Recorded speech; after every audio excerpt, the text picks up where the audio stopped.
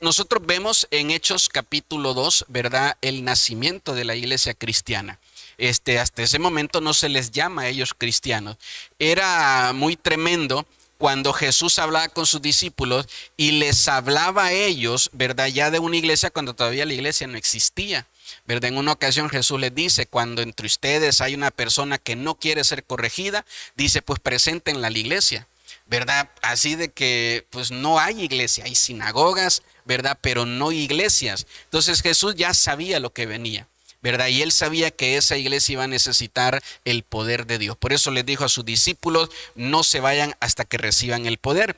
Las primeras características de una iglesia que yo veo es número uno, la espera.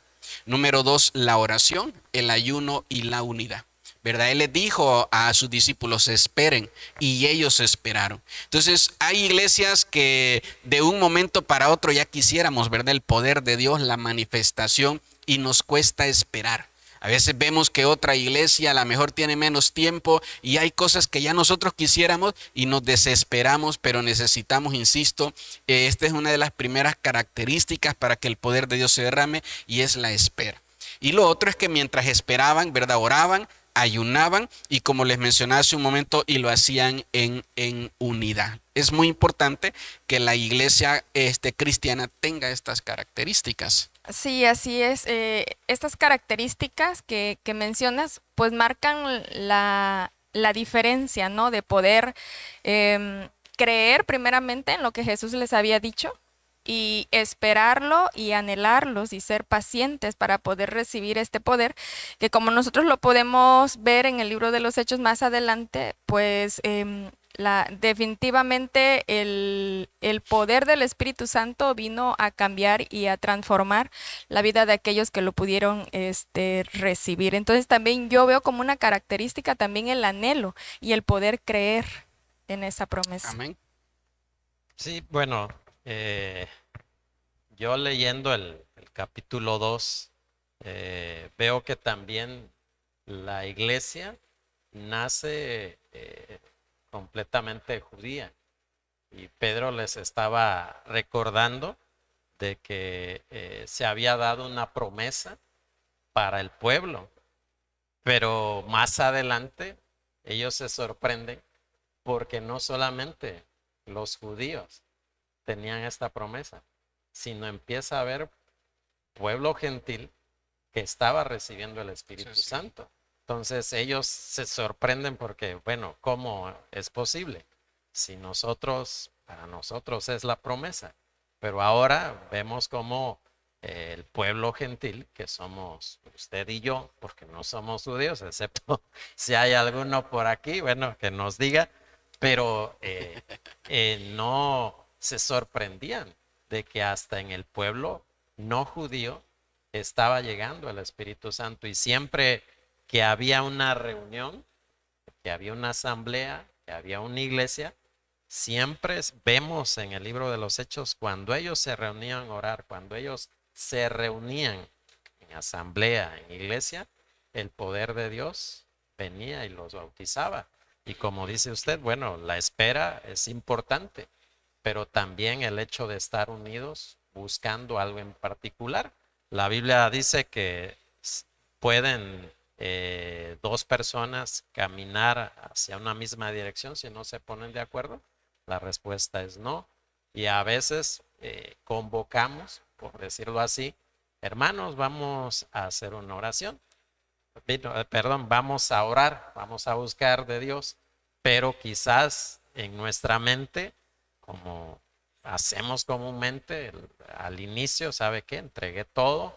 Mire, usted viene de casa con un pensamiento, con algo ya premeditado, pero eh, hágase como una esponjita, saque todo eso y entre todos pongamos esto. Vamos a buscar de Dios y entre todos Dios va a ver que su pueblo hay unidad y como sucedía en las reuniones de la iglesia primitiva, cada vez que se reunían, cada vez que buscaban de Dios, venía el poder y los bautizaba. Sí, yo creo que también es importante no malinterpretar la espera, ¿verdad? Porque espera o paciencia no significa quedarte sin hacer nada, ¿verdad? Y como lo mencionaba. Ahora, esta parte que menciona también me llama mucho la atención, ¿no? O sea, yo ya tengo mis necesidades personales, yo ya vengo de casa con unas necesidades, ya traigo tres necesidades. Y poner esas tres necesidades en espera y ponerme a orar por lo que están dirigiendo desde el púlpito, desde el altar, ahí también, ¿verdad? Como mencionaba, viene ese conflicto, donde muchas veces rompemos la unidad y lo que provocamos es que la manifestación del poder de Dios no venga como tenía que haber venido o de plano ni se aparezca. Y una de las cosas muy importantes que tenemos que considerar es que la manifestación del poder de Dios, dice la Biblia, que tiene que ser demostrado. O sea, no nada más es decir, el poder está aquí, sí, pero tiene que ser demostrado. Se tiene que demostrar el poder de Dios. Ahora, la promesa es el Espíritu Santo, ¿no? El Señor dijo, el Espíritu Santo vendrá, Él va a venir, Él viene después de mí. Esa es la promesa, ¿verdad? El Espíritu de Dios. Ahora, ¿qué es lo que el Espíritu de Dios, ¿verdad? Tiene el poder de Dios y lo manifiesta. Y insisto, tiene que haber una demostración. Y esto es muy importante, ¿verdad? Que nosotros podamos tener claro que, insisto, el poder de Dios se debe de demostrar, porque cualquiera puede decir, ¿verdad? Yo tengo el poder de Dios. Les voy a dar un pincelazo de algo de lo que estaba leyendo y preparando para el domingo, ¿no? Y algo que yo ponía para la enseñanza del domingo es que yo ponía que los cristianos somos muy fáciles, bueno, son muy fáciles de ser engañados, porque cualquier loco que se para a hablar lenguas, ya decimos el poder de Dios está ahí. Cualquier loco que empieza a gritar, que corre en el altar y que habla lenguas, decimos el poder de Dios está ahí. Entonces, algo que yo he visto, ¿verdad? Es que si una persona que no conocemos dice que viene de Estados Unidos, que viene de otro país, que viene de otra ciudad y dice que es pastor, es fácil que el cristiano se lo crea. Hasta otros pastores, sin conocerlo, le dan el micrófono y lo ponen a predicar. Cuando la palabra de Dios en Tito y en Timoteo nos da una lista de 26, ¿verdad?, características que forman el perfil de un pastor. Entonces, busquemos una cantidad así para un apóstol, para un profeta, y no, son pocas. Pero si alguien dice, soy un profeta, híjole, eso sí, ¿verdad? Casi lo quieren descuartizar. Soy un apóstol, peor todavía. Pero vuelvo a repetir, cualquiera se aparece y dice, soy un pastor, y casi nadie pone, ¿verdad?, en duda el ministerio de esa persona, cuando la Biblia dice que tiene que ser probado y fácilmente se le da el micrófono. Y vuelvo a repetir, y si a pantalla gritando 3, 4 lenguas, dices, no hombre, qué tremendo el poder de Dios. Amén. Yo creo que la iglesia está para eso, para probar Exacto. los frutos.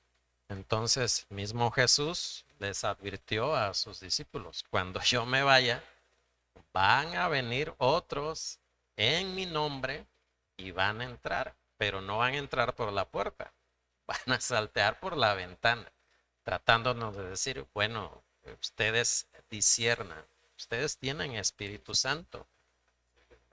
Entonces, cuando nosotros vemos este tipo de personas, algo nos dice, ah, caray, como que eso no me cuadra, como que eso que está diciendo suena maravilloso, suena muy rimbombante, pero algo en mi ser, en mi espíritu, me está diciendo aguas, cuidado.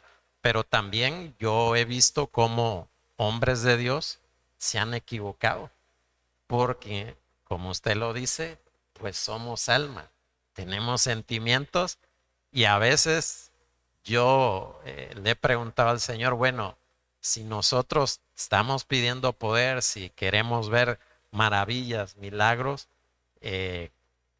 no corremos el peligro de emocionarnos tanto que en algún momento alguien se emocione tanto que se deje llevar más por el alma que por el espíritu, porque eso es muy común ahora escuchar en redes sociales. No, es que Dios me dijo, Dios me reveló, y cuando dicen lo que Dios le reveló, los que Dios le dijo, dice, bueno, pues es que no tiene nada de Biblia.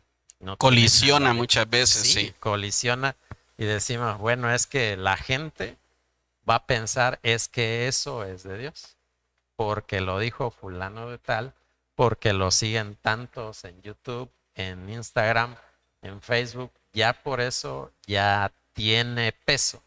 Cuando nosotros, todos los cristianos, debemos de tener, como decía un pastor, el discernidor, pero a 100, para poder oír, como dijo Jesús, con oídos circuncidados y oír lo que nos están diciendo. No importa la forma, porque al final, pues cada uno de nosotros tiene personalidades distintas. Hay un apóstol que yo sigo que él dice, a mí no me gusta lo pa, pa, pa, pa. No, acompáñame por favor con un piano, una melodía así. Suave. Y empieza a ministrar y la gente empieza a sentir el poder de Dios y dice, no, yo no necesito tanto estruendo, trompetas. Y, no, no, no. Alguien por favor al piano que me acompañe, una melodía así, y empieza a ministrar y la gente empieza a recibir. Y hay otros que no, hay otros que gritan, como usted dice, que está la batería y trompetas y se está moviendo el poder de Dios. Entonces, no hay doctrina sobre de cómo se puede mover el Espíritu Santo porque Él es soberano. Pero sí hay que oír bien lo que esas personas están diciendo. Sí, exactamente. Eso es algo que yo siempre enseño, ¿no? Una y otra vez digo en la iglesia. No estamos para aprobar y desaprobar otras iglesias, pero todos tenemos Espíritu Santo para discernir y saber a qué le podemos decir que sí y a qué le podemos, ¿verdad?, también decir que no. Yo escuchaba también, creo que el día de ayer un pastor, ¿no?, que él dice que tuvo un evento, llega un profeta, sube al altar y desde que sube empieza a predicar en contra de los milagros, empieza a atacar a los que hacen milagros y después dice, levanten la mano los que quieran sanidad, vengan al frente y voy a orar por ustedes por sanidad. Entonces él le dice, eso no es así. Cuando te pones a atacar algo, ¿verdad? Te pones a preparar el alma de las personas de manera que se cierren ante los milagros y luego les dices, vengan, ¿verdad? Vamos a orar por milagros. Cuando nosotros vemos la primera iglesia, cuando ellos manifestaron el poder de Dios, que demostraron que el poder de Dios estaba, ¿verdad?, sobre ellos. En ese momento, en Hechos capítulo 2, yo puedo ver dos cosas. Número uno, tuvieron entendimiento de la revelación, ¿verdad? De la profecía, perdón, tuvieron entendimiento de la profecía. El apóstol Pedro se levanta y comienza a predicar y da un desglose de una profecía que venía en el libro de Joel, ¿verdad? Y él tiene esa revelación que antes no la tenía. Y número dos, vemos el milagro más grande que el poder de Dios puede hacer, que es la salvación de todos aquellos que escucharon. Entonces, no tenemos que confundir las señales con los milagros, ¿verdad? Porque las señales, la Biblia dice que hasta el enemigo las puede imitar, pero los milagros no, ¿verdad? Y el mayor de todos los milagros que el poder de Dios hace es la salvación de las almas. Sí, así es. Y bueno, referente a esto que comentas, creo que sí, en cuanto a cuando nosotros recibimos el Espíritu Santo, creo que hay una convicción primeramente en nosotros que nos lleva también a hablar de la palabra de Dios y transmitir esa convicción que nosotros podemos tener. Eso es lo que puedo ver también ahí en el libro de los Hechos con lo que hizo Pedro, ¿no? Había primeramente la convicción en él y entonces no buscó palabras que pudieran sorprender a las personas que lo estaban escuchando, sino con sus mismas palabras, con lo que él hablaba, pero lo importante aquí era el respaldo del Espíritu Santo, lo que su mensaje pudo transmitir, lo que las personas que lo oyeron pudieron sentir en ese momento, porque definitivamente yo creo que hubo una manifestación ahí especial, una atmósfera espiritual especial que hizo que sus corazones fueran tocados, fueran quebrantados y pudieran llegar a la salvación. Amén. Sí, a mí me impresiona un evangelista que su ministerio lo desarrolló en África y una de las cosas que veía era que en la misma cruzada las personas que eran salvas recibían el Espíritu Santo en ese instante. Entonces yo me ponía a pensar, ¿por qué en la iglesia somos, no sé si tenemos Yo creo que sí, mucho fariseísmo para decir, no, es que usted no ha hecho esto, pero ya se arrepintió. No, espérese, busque más de Dios.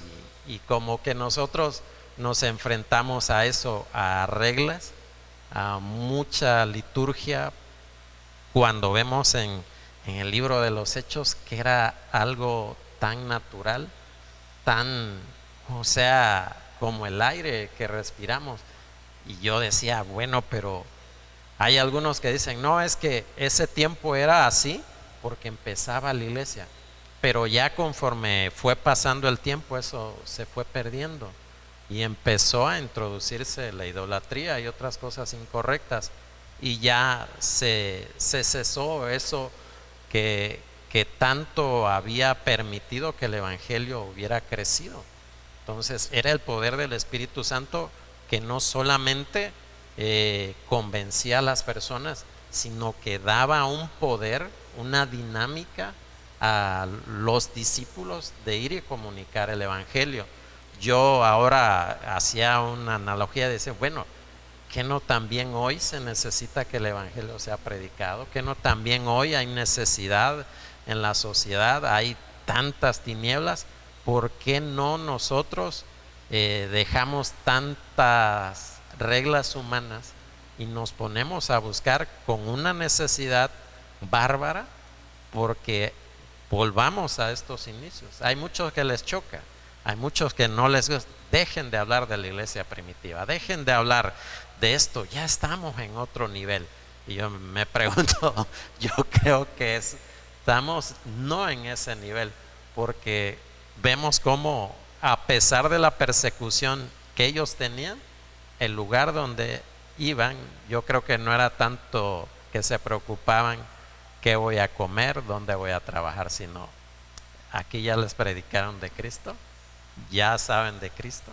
Entonces yo veo que no solamente eran bautizados en el Espíritu Santo, sino también eso les daba un poder para testificar de Cristo, para no menguar con las persecuciones, con las pruebas. Hoy desgraciadamente mucha gente, porque no lo saluda el pastor, ya se va de la iglesia. Si hay pruebas, hay luchas, si le hacen bullying, no, pues es que yo no vine a la iglesia para recibir esto. Entonces, ¿qué necesario es que toda la iglesia, hablo no nada más de nuestra iglesia, sino todas las iglesias cristianas, se preocupen porque haya una llenura del Espíritu Santo para predicar con fuego ahora en estos últimos tiempos? Así es, ahorita que hablaba, traía a memoria un pasaje en la Biblia en 1 Corintios 12, del versículo 27 en adelante. Ustedes lo pueden, ¿verdad? Leer. Y, ¿verdad? Una de las cosas que mencionaba, ¿no? Ahorita el hermano Juan Carlos, es que al inicio el recibir al Espíritu Santo era tan natural y entre comillas tan fácil, ¿verdad? No había esos obstáculos y esas barreras que el día de hoy hay. Y conforme fue pasando el tiempo, ¿verdad? Y la iglesia se fue complicando más. Pero también eso generó el que se comenzara a poner también como una presión sobre la gente de que si no hablas lenguas, no tienes al Espíritu Santo. O sea, solo hablar lenguas. El Espíritu Santo no se manifiesta solo a través de un don, o no tiene una sola manifestación, son varias las que tiene.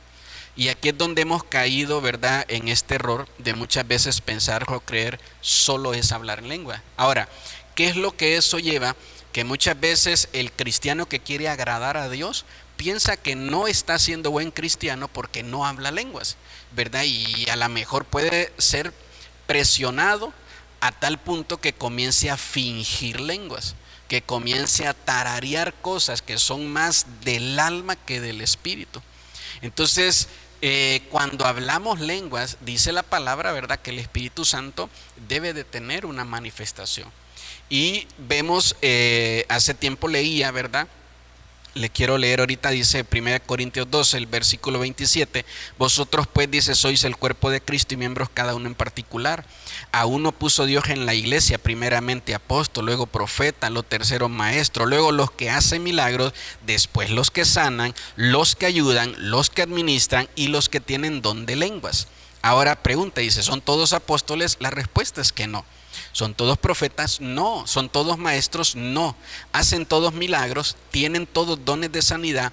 ¿Hablan todos lenguas? ¿Interpretan todos? Dice, procurad los dones mejores, mas yo os muestro un camino, ¿verdad?, más excelente. Entonces, ¿cuál es el camino más excelente? Como lo dice ahora en el capítulo 14, el verso 1. Si yo hablase lenguas humanas, angelicales, y no tengo amor. Este es el camino más excelente, ¿verdad? El de la manifestación de este fruto que es el amor de Dios. Entonces, la misma palabra de Dios, ¿verdad? Yo quiero que usted anote este pasaje, que usted lo pueda leer una y otra vez y que esto pueda quitar una carga pesada que, insisto, que ha sido puesta sobre muchos cristianos o en muchas iglesias, donde si no hablas lenguas, el Espíritu de Dios no está en ti. Es que el Espíritu Santo no solo te va a usar para hablar lenguas, ¿verdad? El poder de Dios no está sujeto solo a una manifestación, sino que va más allá de esta, ¿verdad?, manifestación. Entonces yo quiero que podamos, insisto, ¿verdad?, es mi deseo dejar claro esta parte. Y como decía hace un momento, algo que yo también creo que es muy importante, ¿verdad?, es no llegar al punto donde la manifestación es algo emocional. Ahora, escúchenme bien. Dios no anula nuestra alma, no hay un botón adentro que el Espíritu Santo la apague y tus emociones ya no cuenten. Hace un momento ponía el hermano un ejemplo, ¿no? Hay un pastor que es muy, pero muy, muy tranquilo, y entonces pues él, cuando el Espíritu Santo lo tome, él no va a gritar, él no va a correr, él no va a alocarse como otros, ¿verdad?, se puedan alocar. Ahora, eso no significa que uno esté bien y el otro está mal. Simple y sencillamente el Espíritu Santo está usando la personalidad, ¿verdad?, de él, del que esté usando, de un hombre o de una mujer. Hay mujeres que son así muy tranquilitas y con una vocecita, ¿verdad?, calidad, y hay otras que tienen un vocerrón que hablan aquí, los escuchan, ¿verdad?, en Acapulco. Entonces, y Dios usa esa personalidad. Dios usa esa personalidad. Entonces, como yo se los he enseñado en la escuela de liderazgo, yo creo que el Espíritu Santo siempre va a comenzar con el alma, pero debe de ir, ¿verdad?, al espíritu. Siempre va a comenzar por ahí, pero va a ir al espíritu. Entonces, nosotros tenemos que dejar que el Espíritu Santo controle y gobierne nuestra alma. Ahora, cuando me quedo, ¿verdad?, hasta el alma, ahí es cuando, insisto, puedo correr el riesgo de estar aquí al frente solo fingiendo. Ahora, la iglesia, como decía el hermano, pues tiene discernimiento, y la iglesia, ¿verdad?, debe de juzgar esa parte. Juzgar no significa no me refiero a que deben de bajarlo y decir, usted es un falso, ¿verdad?, ministro, un falso pastor, un falso ministro de alabanza, etcétera, etcétera. Simple y sencillamente, la iglesia debe juzgar lo que está recibiendo. La iglesia debe juzgar eso. Lo que están ministrando, eso no es del Espíritu Santo, y simple y sencillamente no lo recibo, ¿verdad? No lo acepto en mi vida. Sí, es lo que recordaba que siempre nos has enseñado, ¿no? Que siempre tomemos lo bueno, ¿no?, de lo que nos están enseñando, y algo que el Espíritu Santo nos muestre que no es correcto, pues tenemos que descartarlo simplemente, no, como tú dices, juzgarlo, quitarlo o ir en contra ya de esa persona, ¿no? Pero sí saber cuándo está funcionando, cuándo está actuando el alma de una persona y cuándo no el Espíritu Santo. Creo que también es muy importante el cómo es enseñada la iglesia para poder discernir este tipo de cosas, ¿no? Es importante qué enseñanza está recibiendo la iglesia, o qué alimento, qué palabra está recibiendo la iglesia.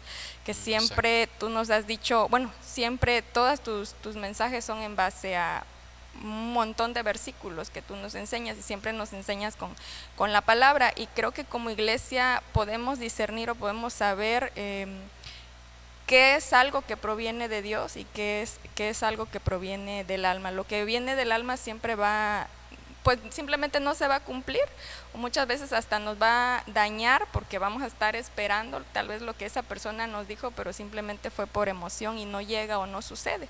Pero lo que es del Espíritu Santo, mi espíritu también lo discierne, y yo puedo sentirlo en el espíritu y puedo saber que es de Dios y puedo decir, bueno, yo sí voy a esperar esto que Dios me ha dicho a través del hermano o a través de la hermana, pero sí estar como alerta en nuestros sentidos espirituales para poder recibir lo bueno, lo correcto, y poder desechar lo que no viene de Dios. Así es. Esa parte también, ¿verdad? Me llama mucho la atención, que esto es importante, que también lo podamos tener claro. Que una persona ministre en el alma no lo hace falso. Simple y sencillamente, ¿verdad? Está cometiendo un error de ministrar. En la Biblia encontramos un montón de hombres, ¿verdad? De hombres y mujeres de Dios así. Ahora, ¿qué me hace falso? Pues número uno, negar a Cristo, ¿verdad? Declarar que Cristo no es Dios, y número dos, ir en contra de la palabra. Entonces, cuando yo tengo estas dos, ¿verdad? Muestras en alguna persona, eso lo hace falso. Pero insisto, una persona puede pasar, porque no todos siempre estamos al 100. No todos siempre tenemos una vida, insisto, espiritual perfecta o correcta, ¿verdad? Hay momentos de prueba, hay momentos de debilidad, hay momentos donde no quiero ni estar en el altar, hay momentos donde no quiero estar ni con el micrófono. Quisiera a lo mejor estar sentado de rodillas, recibiendo, postrado, llorando mis batallas, mis luchas, etcétera, etcétera. Pero tengo que ministrar, y paso a ministrar, o me ponen a ministrar, y en ese momento ministra mi alma. Entonces, yo que soy iglesia, discierno que eso es alma, que eso no es espíritu. Ahora, eso hace falso al que está al frente, no lo hace falso, simple y sencillamente, ¿verdad? Es algo que yo no debo de recibir. Amén. Entonces, yo creo, ¿verdad? Que una cosa, ¿verdad?, es recibir el poder, y otra cosa es tener la revelación de ese poder. Fíjense bien que hay un episodio en la Biblia donde el apóstol Pablo se encuentra con discípulos de Apolos y los escucha predicando de una manera tremenda, así, ¿verdad? Lo impresionan. El apóstol se acerca a ellos porque ellos están predicando de la salvación y del bautismo en agua.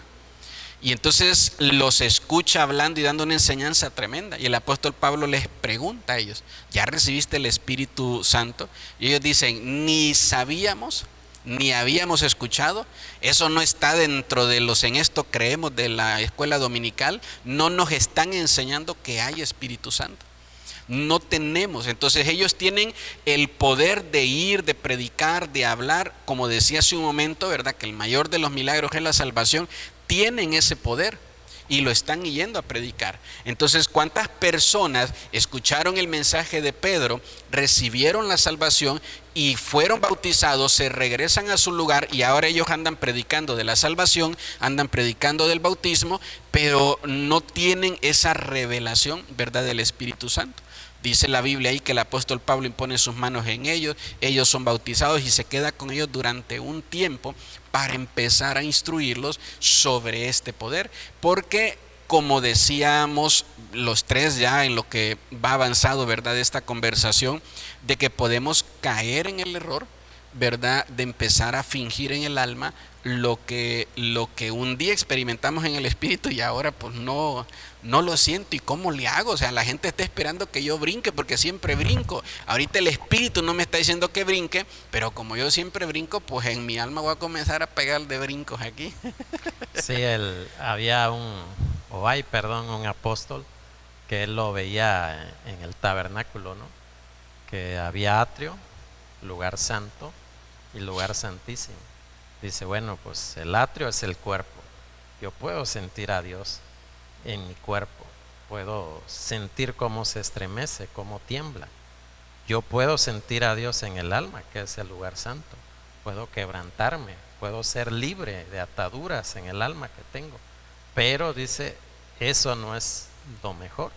Lo mejor es entrar al lugar santísimo, donde hay una revelación de Dios que te cambia la vida.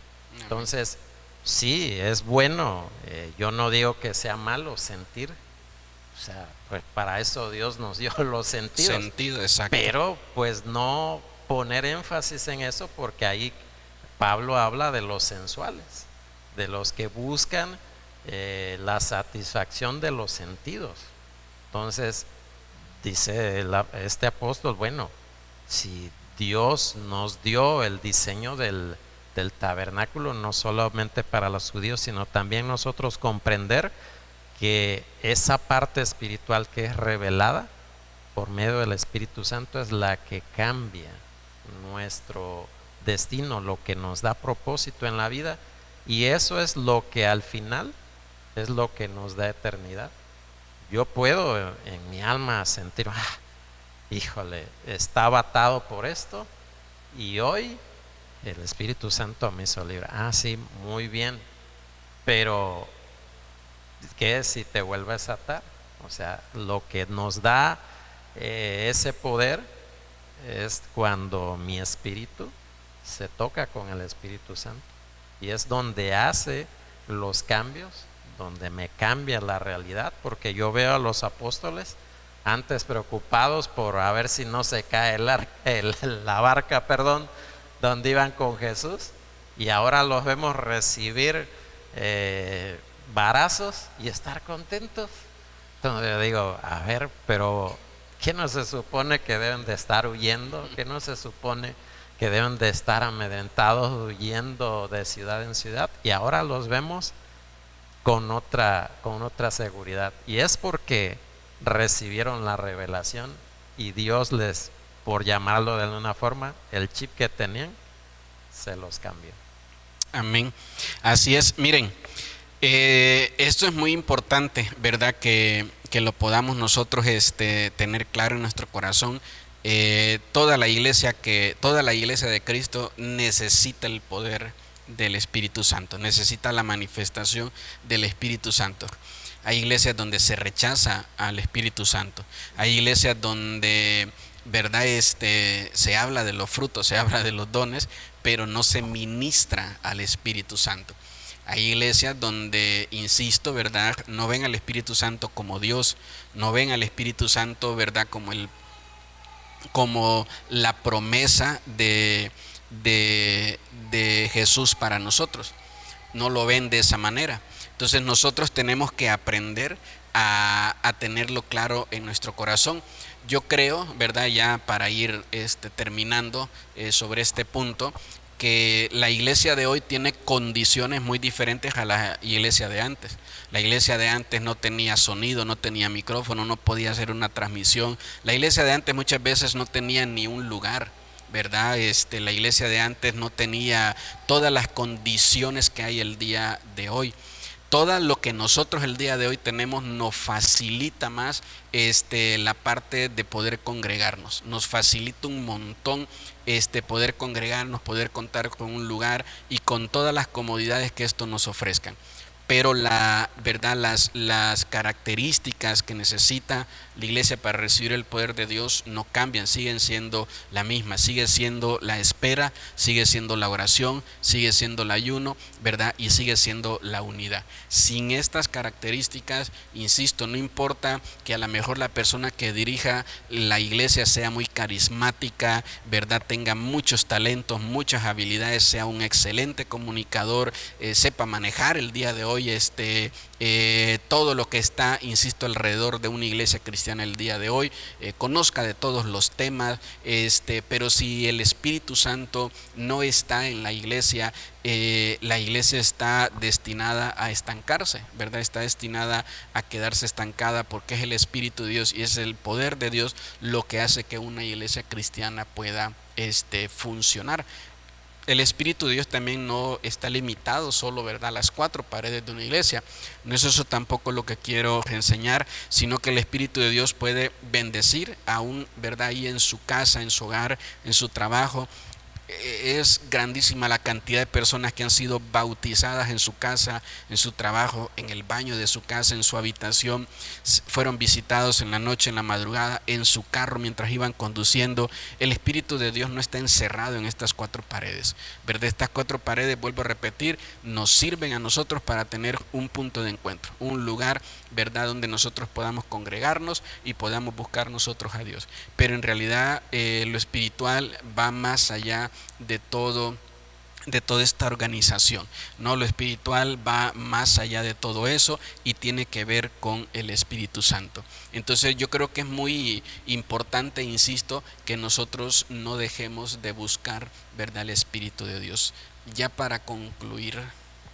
Para concluir, bueno, yo quiero decirles que debemos ser una iglesia que anhela al Espíritu Santo, que el Espíritu Santo no es algo de antiguo, sino que es algo actual, que es algo que nosotros tenemos, con el cual nosotros tenemos que relacionarnos día con día y dejar que Él se manifieste en nuestra vida, dejar que Él pueda darnos la revelación del poder de Dios y que podamos ser usados también por Dios a través de ese poder que el Señor pueda depositar en nosotros. En este año pues hemos nombrado nuestro año una iglesia de poder.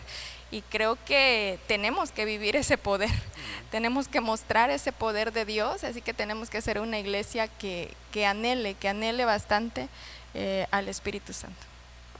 Bueno, yo creo que la necesidad más importante en este mundo es que ellos conozcan al Dios verdadero. Y esto sucede cuando nosotros tenemos el fuego del Espíritu Santo. Qué tan importante es para nosotros estar llenos, porque como nos dice nuestro pastor, bueno, si no estás lleno, ¿de qué les vas a dar? Si no tienes algo de Dios en ti. Y yo creo que en estos últimos tiempos Dios quiere llenar no solamente esta iglesia, sino a todo el cuerpo de Cristo, a todos los que llevamos su nombre, para poder dar el mensaje con denuedo, como lo hacían los apóstoles. Donde quiera que ellos iban, la máxima preocupación era: ¿has conocido a Dios? Y yo creo que en estos últimos tiempos esa es la necesidad del mundo, que ellos conozcan al Dios verdadero. Amén. Yo quiero terminar diciéndoles que el poder de Dios sana, el poder de Dios no hiere, no lastima. Si una persona dice que tiene el poder de Dios y hiere, lastima, insisto, no es así. No hay ninguna manifestación del poder de Dios que nos lastime. El poder de Dios vino para restaurar, ¿verdad? Vino para salvar lo que se había perdido, para rescatarlo.